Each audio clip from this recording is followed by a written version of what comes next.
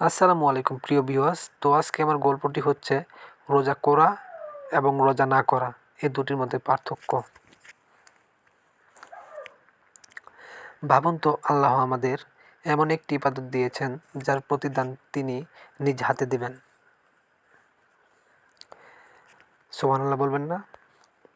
রাসূলুল্লাহ সাল্লাল্লাহু আলাইহি ওয়াসাল্লাম বলেছেন, যে ব্যক্তি ঈমান ও সওয়াবের আশায় রমজানের রোজা রাখে তার পূর্বে সব গুনাহ ক্ষমা করে দেওয়া হয়।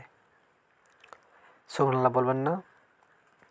একটি মাস, কিছু ক্ষুধা, কিছু তৃষ্ণা আর বিনিময়ে সারা জীবনের গুনাহ মাফ। আলহামদুলিল্লাহ। কিন্তু প্রিয় মুসলিম, আরেকটি সতর্কবার্তা রয়েছে। রাসূলুল্লাহ সাল্লাল্লাহু আলাইহি ওয়াসাল্লাম বলেছেন, যে ব্যক্তি কোনো ওজর ছাড়া রমজানের একটি রোজা ভেঙে ফেলে, সে যদি সারা জীবন রোজা রাখেও সে এক দিনের সমান সওয়াব পূরণ করতে পারবে না। সুবহানাল্লাহ, কি বলছি বুঝতে পারছেন? ভাবুন তো, একটি দিনের অবহেলা আর সেই ক্ষতিপূরণ হবে না কোনো দিনই।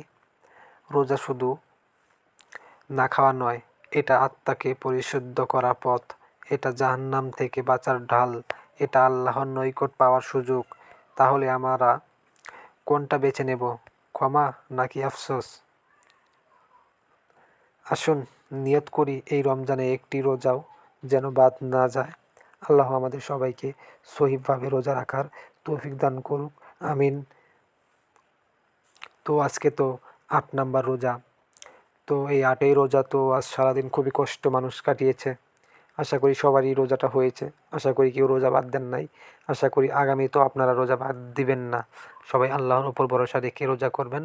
আল্লাহ আপনাদের নেকি দিবে।